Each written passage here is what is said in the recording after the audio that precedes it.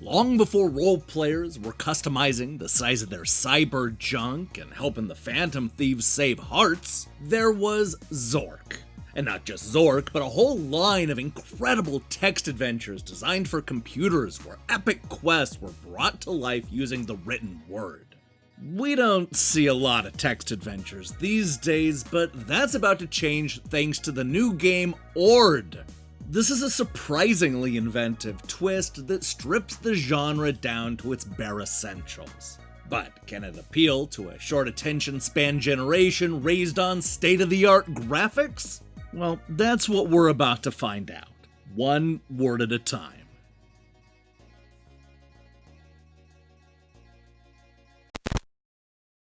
Don't be fooled by the weird name and minimalist style, because Ord is nothing more than a collection of 5 interactive short stories. The gimmick here is that the wildly different adventures all play out by having us make choices after every single word. It's like a writing challenge, where every part of the story needs to be told in the simplest way possible. Something that ultimately forces the player to fill in the details and construct the adventure in their mind. Now, this is not the easiest thing to describe in a review, but it won't take long to acclimate to the one word at a time approach. The 5 stories play into the stripped-down style by tossing us into familiar scenarios and keeping the 2 choices simple. When we're woken up by an alarm, we either wake or snooze. We either drink or leave the coffee, look or listen to the explosion, run or hide from the guard. When all these words and choices are taken as a whole, they end up telling a simple yet riveting adventure full of danger and excitement. Naturally, the 5 stories all have short and simple titles. Quest sees us fight through the countryside in a journey to defeat the evil warlock. Dimensions allows the player to choose their destiny by either jumping into a world filled with dinosaurs or exploring a lawless desert wasteland in an effort to get back home. World allows us to play God by handcrafting a planet, populating it with animals, and guiding humans as they either prosper or perish. Foul Things explores the loneliness and desperation of being stuck in a cage. And finally, Heist takes us through every step of robbing a bank and escaping, something that is made even cooler by the interesting non-linear storytelling technique that plays out like a Christopher Nolan movie. Even at their longest, these 5 stories last only a few minutes. Because we're always reacting to a single word, there's a snappiness to the narrative that we don't normally see in a lot of text adventures. Each story is designed to have all kinds of endings, including a few that'll come as a complete surprise. You may think you're off to slay the evil warlock, but the story could just as easily end with you kissing a frog who turns out to be a princess and then living happily ever after. You're never in as much control of the outcome as you might think.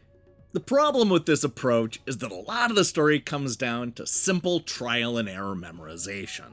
We learn that playing jazz music and feeding a brachiosaurus can be deadly. And not just that, but also hiding in crates, eating a dodgy kebab, leaving the desert, walking too far into the desert, trying to squeeze through a window, jumping over a stream, and, well, basically everything else in the game. No matter how innocent a choice looks, it's probably gonna kill you. Ord's best stories are the ones that aren't filled with these kinda gotcha conclusions. Heist, for example, ends up working because the player never fears that they're accidentally pulling the wrong lever or going through the wrong door. Sure, you can still get caught and end the story prematurely, but there's a lot less ambiguity in the choices and more paths forward. Even when I failed to get away with the ill-gotten money, the adventure still felt complete. That's not something you get from some of the other stories, where the sudden and unexpected endings feel unsatisfying. Cheap deaths all but ruin Dimensions, the story that has arguably the most compelling narrative.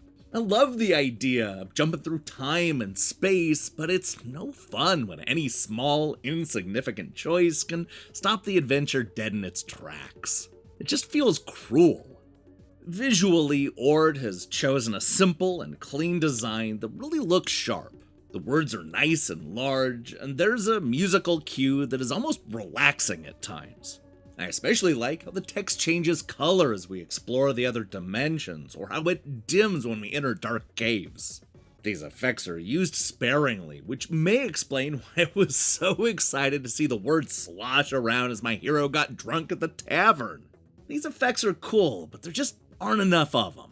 And that's largely how I feel about the entire package. The stories are cool, but there aren't enough of them. While I love the game's single-word storytelling and the wildly varied adventures, Ord feels more like a quirky novelty than a game I'm going to want to come back to again and again. It's fast-paced and an inventive twist on the genre, but just like that time I died while bathing in the mud, I can't help but feel a bit unsatisfied with Ord.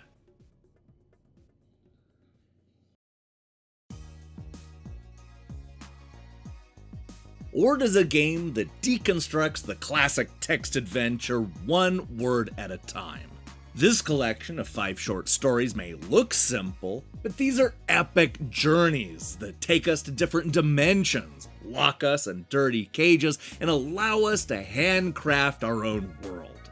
Unfortunately, too many of the stories are marred by cheap and unexpected deaths, something that is only overcome through repetitive trial and error memorization. The stories may be uneven, but a clever gimmick helps Ord stand out from all the other adventure games that are currently on the market.